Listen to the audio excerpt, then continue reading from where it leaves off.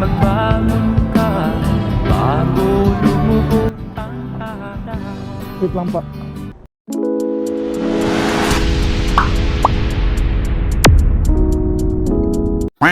Ay, masaya na naman si Litong nyo. Malaya na naman.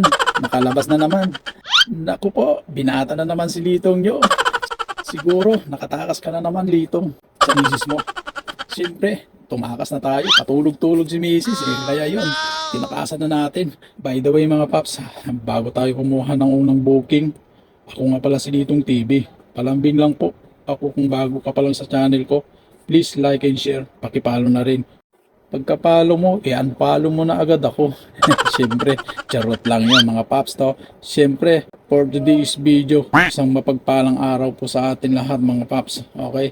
So, kukuha na tayo ng unang booking ngayong umaga mga paps. Let's go!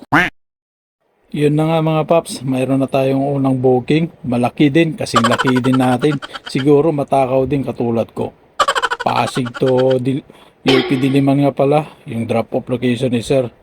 Maya-maya pa, nakarating na kami sa kung saan yung drop off location ni sir. Binayaran niya nga pala ako ng 109. Sakto lang mga paps.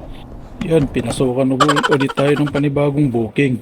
Katipunan ang pick up. Maya-maya pa, nakarating na ako sa pick up location ni sir.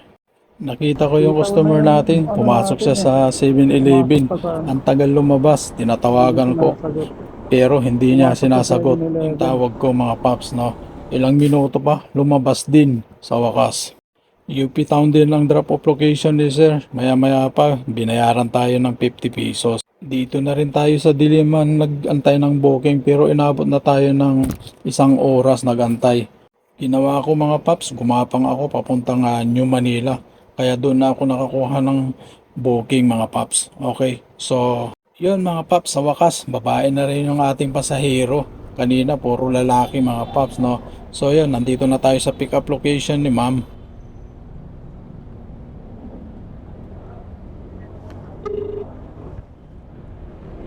Hello? Hello po. Wait lang po kuya, bababa na po. Opo, nandito ako sa along Gilmore po, yung bagong Apo Aurora. sa basement po. Basement? Papapawait na lang po. Gising na magbangon ka bago lumubog ang araw. Pamela? Wait lang po. Ayusin ko lang ba?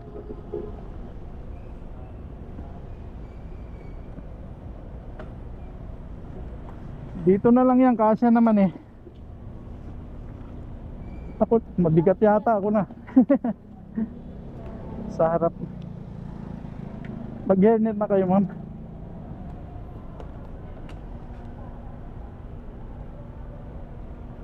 Mag-hairnet na kayo ma'am. Gusto niya sa ano yan? Sa harap. Wala bang malaglag dito.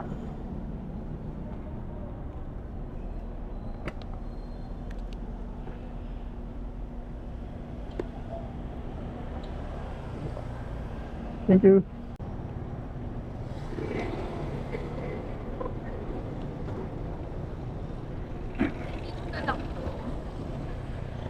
Mayroon, ay, nasa yan yan. Hindi siya na ano. Okay. Inay!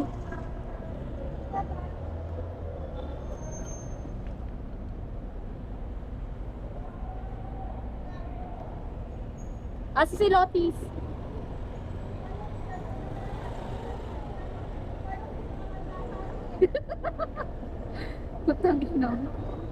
Okay naman. Maya-maya pa, umalis na kami patungong drop off location ni ma'am. Habang binabaybay namin yung kahabaan ng Aurora, may nararamdaman akong malambot sa likod ko. Kaya sinabihan ko si ma'am na ipabit na yung kanyang bag sa aming pagitan. Kasi nga, allergy ako sa dibdib. Kaya maya-maya pa, nakarating na kami sa drop off location ni ma'am. Pero hinatid lang pala yung ayuda sa nanay niya. Umalis kami patungong bahay niya. Sa kabilang kanto lang, dinagdagan na rin yung rate ni ma'am. Okay. Budali mo na ito Nelson sa bahay. Masang ba yung 30k? 30 ba? Dito ba o dito? Doon sa may lugawan. Kapit ka na doon, sa may lugaw. Over. Sige Diba yung road ng JC? May lugaw doon. Dediretsuhin ko pa yon. Educated, doon sa madami sa klase mo. Ah, Dati sa klase mo. Alam nyo, ma'am, May kabayan.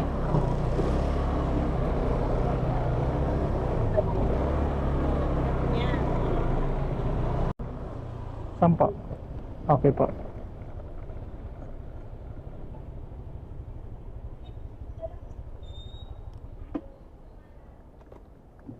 Awag po. Awag. Mataas yung aking motor. baka basura dyan kayo? Ah, akin na. Thank you. Thank you, ma'am. Ingat po. Pagkatapos tayo binayaran ni ma'am, nagpasyano tayo umalis. Madilim na rin mga paps. May pasok pa ako bukas kaya hanggang dito na lang. Salamat sa panonood. Mag-iingat po tayo palagi. Magdasal bago bumiyahe. Bye-bye.